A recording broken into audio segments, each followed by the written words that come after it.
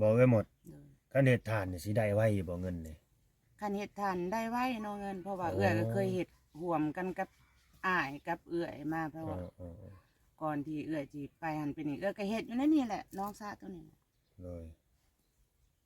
ได้ แต่เฮาเฮ็ดบ่ได้เป็นลูกน้องเขาเฮ็ดเองเฮานี่ตัวนี้ได้หลายกว่าเนาะ แม่น เฮาเฮ็ดเองเฮาได้ตัวนี้ได้จำได้ก็เฮาเอานี่ นี่แหละเป็นบุญตาลาไอ้จอก จะมาเข้าไปหาพ่อเฒ่าบ่แดงก็ฟังแล้วเว้าจะดีแล้วก็ให้เข้าใจความหมายที่พ่อเฒ่าเว้า ขอบใจตัวได้ก็ถาม แม่นบ่เข้าใจก็ถามนะบ่ไม่สิไปนั่งอยู่ซื่อบ่ได้เด้ ถ้าใจนั่นแหละถามด้วย เราว่าโมเมนต์ว่าบ่เคยมีลูกมีเมียมาก่อนเราว่าเคยมีลูกมีเมียอยู่โดยบ่เว้าหยังเราว่าลูกเคยก็หลายเราว่า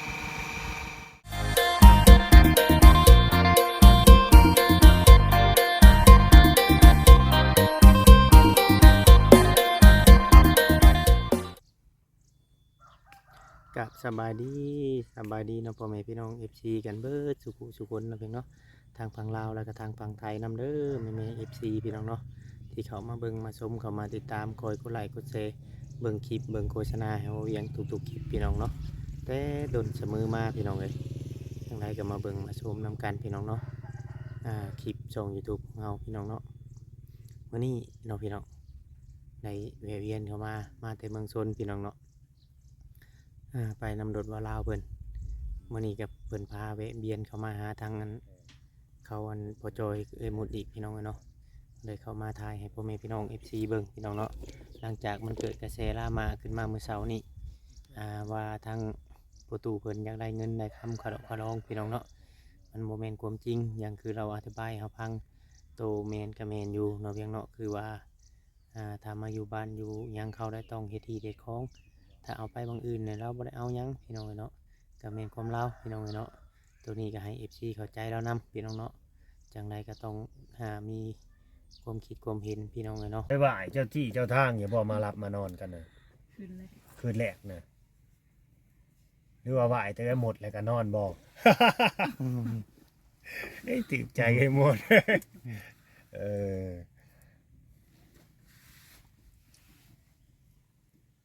แล้วก็อุกนำสุเพิ่นคือกันจักไปหาเงินแบบใดพี่น้องเอ้ยกันว่าสิเผาทานมันบ่มีจักประมาณรถไถกับรถไถลุงบ่รถไถเอื้อยบ่ โดยนั่นแหละจังว่าอยากขอเฮ็ดนํกันเนาะ พอเห็นนำกัน ขาดเนี่ยตัดเลยชื่อนะคำว่ามีรถไถรถหยังก็รถไถก็แก้น้ำกันก็ได้อยู่ โดย เอาบ่ถึงขั้นว่าสิใช้ตลอดเวลาอยู่แล้วตัวน่ะถ้าเฮามีแนวตัดแนวหยังนี่สามารถเฮ็ดได้ทาน ผมเราเห็ดน้ำกันก็ได้เอารถน้ำกันแกผมเรา อืม ให้มันยากแต่มุมีแนวตัด เราก็บ่ได้มีแนวตัดคือกันเนาะของเราก็รับจ้างเขาคือกันเนาะ ไม้อย่างนี้เราเอา อืม พอได้อยู่เราไม้ ไม่เจ้าของบ่ แต่ว่าเพิ่นว่ามีเพิ่นว่ามีอยู่ไม้ ตัดลงให้จับน้ำห่วง อืม ยันไม้เขาให้ไปจ้ะ เป็นแม่นแค่นั้นแหละ ไม่นี่ก็มีบ่อนชื่อแน่ อืม บ่อนชื่อแน่แล้วก็มีใหม่แบบว่าของตัวเองแน่อีหยังแนวนี้นะ โดยบอกไว้หมด โดย คันเฮ็ดทานนี่สิได้ไว้บ่เงินนี่ คันเฮ็ดทานได้ไว้เนาะเงินเพราะว่า โอ้ เอื้อยก็เคยเฮ็ดร่วมกันกับอ้ายกับเอื้อยมาเพราะว่า เออ ก่อนที่เอื้อยสิไปหันไปนี่เอื้อยก็เฮ็ดอยู่ในนี่แหละน้องสาวตัวนี้ เลย ได้ไว้เงินน่ะเห็นไว้ อืม เด้อ ชอบเราหาแต่ก็ได้นั่นแหละ สอบละ25,000 2สอบ50ก็สิเห็นเงินล้านไว้อยู่ดอกพี่น้องเอ้ย ก็คือเตาตัวนี้อ้ายเอาออกมื้อนี้ก็ได้40ป้าย50พุ่นเตาเดียว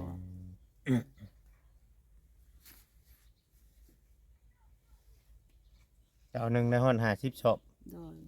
ไตเขาก็ใหญ่เติบกันเฮ็ดเตาหน่อยประมาณ30 50ชอบเป็นจักมือเฮาจูดเพิ่งบ่ หาที่ชอบนี่ เป็นอาทิตย์พุ่นบ่ ลงเทื่อหนึงเท่านั้น ถึงจูดถึงเอาขึ้นนั่น10 เจ้าเคยลงกันนะคือว่า40บ่ อืม จูดแล้วมันติดเพื่อ เพื่อมันเย็นติ อัดแล้วเพื่อมันเย็นมันยัง เพื่อมันเย็นเด้เตานี่ต้องถามมันเย็น ถ้าไฟหม้ออีกได้ แม่นเขาแบบสิคุ้มเอาหันกับ 10 มื้อ อืม คุมให้มันเย็นไว้ แต่จังได้ก็ได้เงินไว้ว่าเพิ่น มันผัดเป็นทานบ่อยาก ถ้าก ล้า ทานนะ อืม เอาโหดดูลายกับบ่กล้า หากแต่ว่าแถวนี้เขาบ่ได้ขายเป็นกิโลเนาะ อืม มาแถวคำตรงลองมาขายเป็นกิโลได้นะ ตัวใดมันได้ดีกว่ากัน จักโลเท่าไหร่ก็เขาปีกายนี่โล2,000ปีกายปีนี้จักโลเท่าไหร่ ได้สิไหมหมอ ใหม่บ่ ให้หมดบ่ เดี๋ยวให้ดู ได้ เลย สิไม่พอแล้ว เรายัน น้ำม ให้ ก แม่บ บ่ อกเบิ่งให้แล้ว แม่พ่อแล้วเปล่า น้ำมกปลาบ่ บ้านน้ำก็ใช่เลยเด้อ ยังอยู่พอดีแล้วกับไผ น้ำกับไผนี่พอดีกันหอยเชอรี่ ของกินแรงจุเบิ่นบ่ต้มหอย เด้อ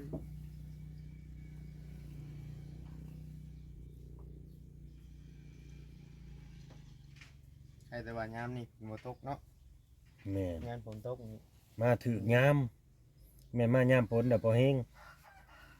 เจ้าก็บ่เอาขึ้นไปเทิงพุ่นโดดให้มันโค้งลง ก็จะมาจะถึง มันจังสูงมันบ่ฮ้อนบ่ต้องคืนฮ้อนบ่คืน มันก็มันมีลมเนาะมันบ่ค่อยหอนบรรยากาศกลางคืน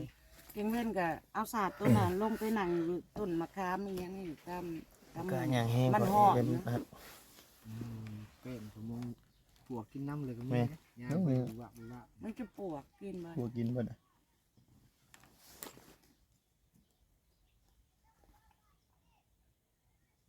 สังกะสีนี่เพิ่นเอาไปมุ่งหยังก็ จักอ้ายเอื้อยเขาไปเฮ็ดของแบ่แหน่ไปเฮ็ดเรือนไผ่อีหยังแหน่ คือได้ยินนั่นประตูเพิ่นเนาะให้ฟังจักเพิ่นเว้าในใดแหละ ก็บ่ฮู้ ว่าสังกะสีในเถียงนี่แหละแล้วสีเข้าไปทางบ้าน ถ้าบ่บอกมันสิบ่ผูกได้ครับ จากที่เคยหมดมาแล้วก็เห็นแนวนี้ก็ มาถามเอ้ยหมดก็บ่ได้ถามไผว่าผู้ใดเอาไปเฮ็ดหยังอีหยังแนวนี้ ว่าที่จริงไม่ข่าวมันบางโตนี่ก็ยังดีได้นี่นี่แบบนี้ ก็เอ้ยหมดยังคิดว่าเพิ่นให้ฮื้อเนาะเพิ่นให้ม่างออกมาแล้วให้ปลูกตูบน้อยอยู่มันจังมัน เฮ็ ค ด ง อัน จัง เฮ็ดไหมเนาะ แม่นม่างเอาอยู่ ตัวใดชิ้นชวนตัวใดมันดี เป็น ก็ เสา เอา เป็นอีหยังแนวนี้นะก็เฮ็ดตูบได้นะนั่น มันสิมันคงกว่าเนาะ แม่นอันนี้ฮะมันแบบ ตัวนี้ปวก แป้ กิ น น นี่ ลา ก็ ย ตัวดีเฮาก็เอาไปปูสำหรับที่ว่าเฮาเอาไปเฮ็ดตูบหน่อยอะเนาะ เออ แต่ พวกตัวใดไม่ อ้ายก็บอกมาแนวนี้ กิน คันสิป้าเฮิงตัวมันดีนี่ถึกหน้าพ้นมามันก็สิดอกกินคือกันก็สิจะได้ใหม่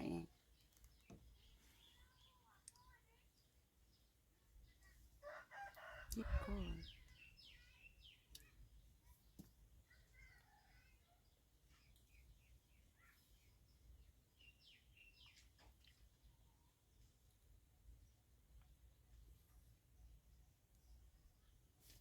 เนี่ยได้บ่าวเบียงมื้อนี้นะบ่ได้พากันเฮ็ดหยังมีแต่เสียหญ้าซื่อๆแม่นบ่อนามัยซื่อๆแม่นบ่ โดยมันบ่มีเวียงมีหยังจ้ะอยู่บ่นี่ ที่แรกบ้านเฮาพี่น้องเอ้ยหาเวียกเฮ็ดยากอย่างดีคือทางแถวนี่ว่าอ้อยก็เขาเอารถเราว่า เอารถแนวคนเนี่ยมันก็แล้วไว้บ่มีบ่อนไปมีแต่ใจหวังนี่ก็สิเฮ็ดทานนี่แหละจังสิว่าหาเงินเป็นก่อนได้ ไปอันพุ่นน่ะบ่ไปแล้ว อันหวังว่าสิไปวานนี่น่ะบ่ไปแล้วบ่ นู่นมันเวียดพอทันได้มาจะมันสิเอาจะบ่ อ๋อ ต่อมันนะ เพราะคำไปพุ่นเฮ็ดทานอยู่พี่ก็เฮ็ดทานคือการบัดอันนี้บัดเฮาเฮ็ดบ่ได้เป็นลูกน้องเขาเฮ็ดเองเฮานี่ ตัวนี้ได้หลายกว่าเนาะ แม่น เฮาเฮ็ดเองเฮาได้ตัวนี้ได้สำาใดก็เฮาเอานี่ไปพุ่นมาแล้วเป็นลูกน้องเพิ่นอันน่ะ โอ้สิไปเฮ็ดทานคือกันบ่กัน เอาเฮ็ดงานเตาเด้ อ๋อ เขาให้เป็นเดือนบ่อันลูกจะไปตะกี้น่ะ บ่เขาก็เมาเป็นเต่า เมาเป็นเตา เลย เมาคือจุมเจ้าเฮ็ดนี้ เลย เออ เตาเพราะว่าเตาน้อยเตาบ่ใหญ่เตาหนึ่งได้2-3 แสน อืม เตา เตาบ่ใหญ่นะน้ำบ้านอันนั้นก็เห็นอยู่ขี่รถผ่านไปผ่านมาอยู่กี่เนาะ แม่น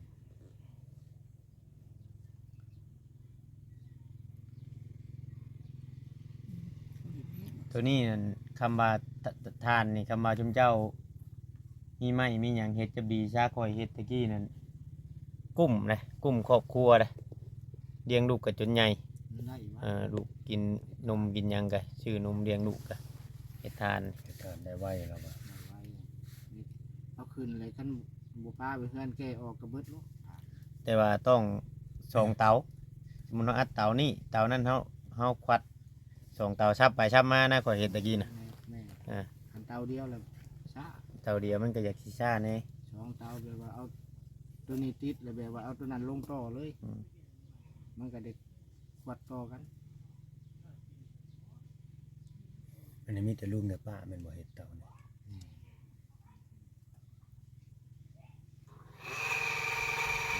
มีหยังน่ะ ได้อยู่เนาะ อ๋อหลังแฮะ ดัง เสียงมันเท่เลยแต่เก่ามันก็ไม่ได้เสียงดังเลยบอกมันห้ากับเจ้านอนแล้ว โอ้น้ำนี่เพิ่นมาเจาะอยู่พี่เนาะ เด้อ ปัจจุบันเจ้าใช้ได้เอาอีกใช้ กะแต่ก่อนเอื้อยมานอนอยู่นี่เด้เพิ่นก็เลยมาเฮ็ดหน้ามาเจาะอยู่นี้ อืม แต่พอตอนนี้เพิ่นไปเฮ็ดตุกอยู่ข้างบนเนาะเพิ่นก็ซื้อใช้ย่างอันนี้ยาวไปแล้วก็ต้องใช้อันนี้ ชมชายยางตามคณะไป เด้อ อ๋อ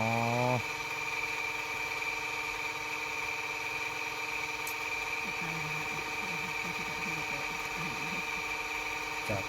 มันมาเจาะเอ้ยสงสัยแบบ บ่อยากเจาะใหม่ได้ใส่ได้อยู่นี่เลยใส่อยู่นี่แหละกินน้ำอยู่นี่ไปใส่อยู่ที่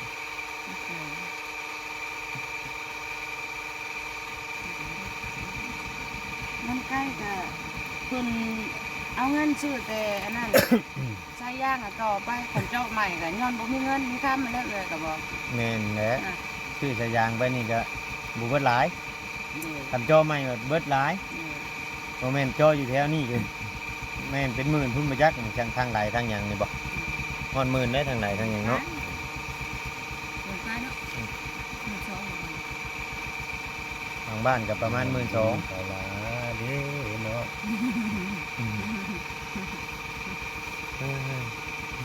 นี่แหละเป็นเอาบุญพลาไอ้จอด จะมาเข้าไปหาพ่อเฒ่าบ่แดงก็ฟังแล้วเว้าจะดีแล้วก็ให้เข้าใจความหมายที่พ่อเฒ่าเว้า ตัดใจตัวได้ก็ตาม แม่นบ่เข้าใจก็ถามนะบ่ไม่สิไปนั่งอยู่ชื่อบ่ได้เด้ ถ้าใจนั่งแหละถามด้วย เราว่าโมเมนต์ว่าบ่เคยมีลูกมีเมียมาก่อนเราว่าเคยมีลูกมีเมียอยู่โดดบ่เว้าหยังเราว่าลูกเคยก็หลายเราว่าพ่อเฒ่าจะเว้านี่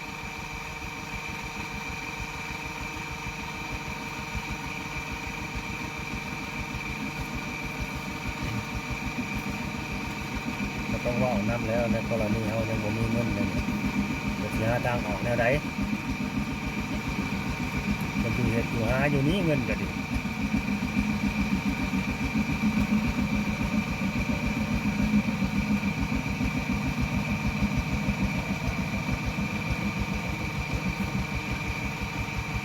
คันได้จักแหละสิตัดเป็นบ่ใหม่นะจอย เคยตัดอยู่บ่ ตัดจักอยู่บ่ เออเคยตัดอยู่ อยู่ที่อยู่บ้านเล่าก็เฮ็ดขาด เออ อืม ตอน เค นี้ ย เราก็เฮ็ดตม ว่าง่ายๆว่าอยู่กับอาชีพทานนี่ถนัดอยู่เนาะมาก่อนเนาะ งานลักษณะ งั้นถนัด เราอยู่บ้านเราก็เฮ็ดทานมาอยู่บ้านเองก็สิเฮ็ดทานนี่แหละเนาะคนเอาทานตัวเจ้านี่สิว่าคนเมาทานบ่แม่นเด้นี่คนเอาทานแน่นอน เน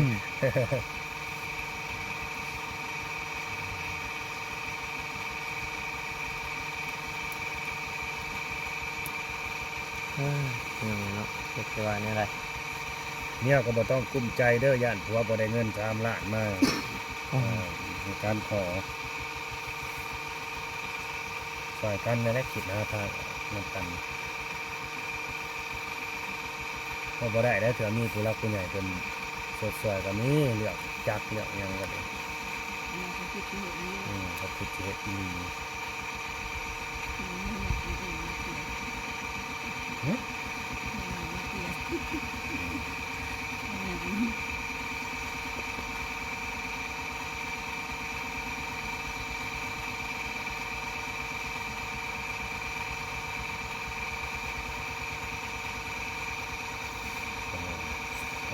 โมงปลายเลยคิดว่าพอสิมาอยู่บ่มื้อนี้ค่ำเลยเนาะพ่อสิมาบ่าย4โมงแรงฮะยังบ่เห็นอยู่ มาไกล กลับมาอันทางนี่แต่ว่ายังบ่ฮอดใช่มั้ยจักมันสิดูยิงชายบ่ได้ แม่นพอยังห้องยังหายพุ่นน่ะกันมาทางนั้นน่ะ งานอะไรขนาดนี้ โอ้ย เอายัง อย่าลดค่าในกระปั้นนะ แล้วมันนี่แบบแรงอีก มีแต่ผากน้ำผู้รักผู้ใหญ่หั้นแหละคำว่าเพิ่นสิให้โอกาสหรือว่าแนวใด ท่าน สิอันนั้นนี่ก็แล้วแต่เพิ่นสิเห็นควรเนาะ แม่น เพราะว่าว่าทายให้พ่อแม่พี่น้องเบิ่งเพราะว่าหลายๆคนเพิ่นก็ยังให้โอกาสมาได้เด้พี่น้องเลยเนาะ เขาก็ฮู้ถึงเงินคนตายสาเหตุแหละเนาะ แม่น ไม่ได้สักคนผู้บ่มีกับบ่มีเพราะว่าเพื่อนสิไปเฮ็ดเวียกเฮ็ดงานแล้วก็คืออย่างว่าอันแหละบ้านเฮามันอึดงาน งานน่ะดีแหละเพื่อจะหาเงินได้2-3 ล้านมันบ่แม่นง่ายได้เงิน3 ล้าน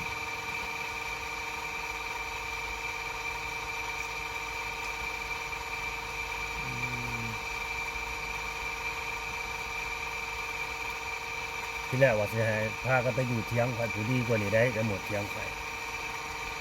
ไปหาเงินอยู่ผัวเจ้ากับผัว เมื่อก่อนแรงไพ่ก็ น้ำก็น้ำหัว เอาน้ำหัวให้มันแห้งเย็น ไม่ก็มีบ่ให้เราเฮ็ดทานเจ้าน่ะ เอ้ยอึดเถียงใหม่ ชีวิตเด็กก็คือเลย ไม่ก็มีเฮ็ดทานอยู่ อึดที่สองจะสิดูเหตุ ปั้นเป็นอยู่บ่เตาเจ้าน่ะ เป็น ฮะ เป็น เจ้าน่ะปั้นน่ะมีแต่รู้บ่จัก บ่รู้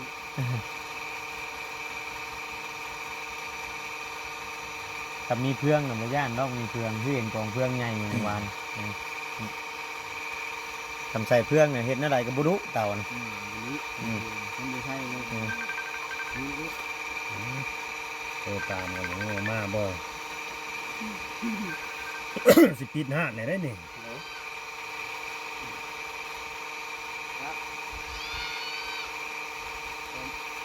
ฝากเป็นกำลังใจให้ไอ้จอยทั้งไปหมดเลยเด้อพี่น้อง FC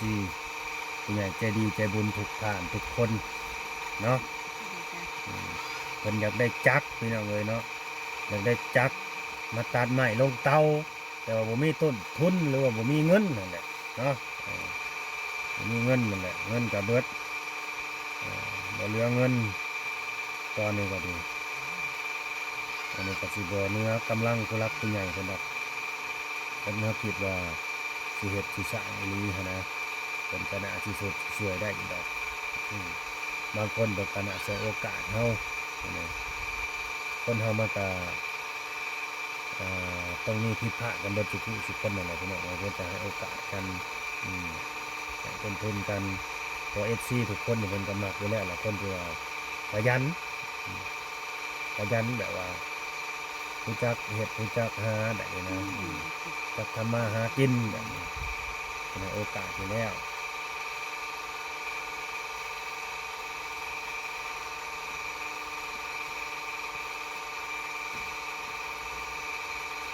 เอาได้เบายังเลย ฮะครับบ่ ทำเลย สุคำนะเนาะ ด้วยเมื่อได้บาทนี่ ย่านรถข่อยเฮียเนาะ อืม จอดทิ่มไว้ซิโน่ฮะ อย่าลดเฮีย จอดฝากไว้ห้านค้าเขาซื้อเขาปิดได้ก็แล้วแหละ ลดเฮียไปเอาซื้อทันไหม แล้วบัน แต่ละเจ้าก็ยังเหี่ยมันละบอกพันหนึ่ง เอามีแต่ว่าทางเบิงเนาะบ่แดงคำว่านั้นชุมเจ้าจะเข้าไปคุยกันครับพอตู้เพิ่นเนาะเดี๋ยวเมื่อแหละที่อันไปเดินลงไปถามมันติดเข่าเรามีจักหน่วย มีผู้อยากซื้อนะ เป็นที่ซื้อให้พอตู้ครับ ไวแท้มีคนจะซื้อที่เผาซอยละบาทเนี่ยเอาไปซื้อมาแล้วก็ปันกันเฮากันดิ แข่งกันไปใส่ แบ่งกันไปใส่ คือเห็นหลายหน่วยแต่เมื่อกี้มันนับเนาะ ลายอยู่ประมาณจะหอด10ตัวจ้ะ อยู่ในกี่ยังได้หอย ประมาณ10เนี่ยฮอดอยู่10 นะคือเนาะเลยเนาะเฮาก็สิได้ขอตัวลาเมื่อกันสิได้จบที่จะสำเร็จเนาะฝากสำหรับเกษตรติดตามแล้วก็เป็นกำลังใจให้ทั้งสองคนเนี่ยเพิ่นเนาะก็ให้มีแบบเวลาคุณใหญ่เพิ่นมองเห็นเนาะแล้วก็อีดูสงสารเพิ่นได้หมดแล้วก็คือสิเปลี่ยนแปลงเจ้าของเลยแหละพี่น้องเว้ยเนาะแม่นบอกไว้หมด ดู คือสิตั้งใจสู้แล้วบัดนี้เนาะ ตั้งใจสู้เลยแหละ กลับมากับถอกกับทาน โดยโอ โอเคเด้อเด้อโอเคสบายดี โดย ทั้งพี่น้องเลยเนาะ เสียงดังแต่ว่าสิได้ยินแต่เสียงตักเลยครับ ได้ยินเสียงไหลอยู่จังเนาะ เสียงใดก็แห้ง อ้าวพี่น้องเลยเนาะนี่แหละเพิ่นมานอนอยู่นี่บ้านนี่พี่น้องเลยเนาะเพิ่นมานอนอยู่นี่แล้วค่ำแล้วตอนนี้ก็5 โมงปลายแล้วพี่น้องอ๋อเดินทางมานี่ก็ไกลพี่น้องเนาะมานอนอยู่กระตูมห้างนะมันได้มีหลังคาได้พี่น้องมันมีหลังคาเดี๋ยวเวียงสีได้กลับไปเรือนพ่อใหญ่เนาะไปทามเมืองติดเข่าพี่น้องเลยเนาะมีคนสิซื้อเมาน้ำเพิ่นพี่น้องเลยเนาะมีคนสิซื้อเมาน้ำเพิ่นแล้วก็ให้ไปแจกเขาเจ้าผู้บ่มีเนาะเดี๋ยวเขายังบ่ฮู้ว่าหน่วยมันราคาเท่าไหร่ทั้งแม่เพิ่นโทรมาถามเมื่อกี้นี่เนาะเพิ่นว่าเพิ่นอยากไล่มีสำไรเอาเบิดเพิ่นว่าเนาะเพียงก้อยพี่น้องถ้าว่าผิดพลาดก็ต้องกราบขอโทษขออภัยน้ำคำเลยพี่น้องเป็นห่วงรถเนาะฝากไว้บ่เคยเมื่อคำจำนี้จ้าเถื่อพี่น้องเนาะตอนนี้ก็ยังอยู่ไกลมื่อนี้เขามาทางไก่แน่โค้งรถประมาณ100 กิโลเนาะเพียงเนาะว่าจะได้กลับก่อนเด้อผมให้พี่น้อง FC ถ้าว่าผิดพลาดกันได้ก็ต้องกราบขอโทษขออภัยหลายเนาะคลิปนี้ก็ลาไปก่อนพี่น้องขอกล่าวคำว่าสบายดีเนาะ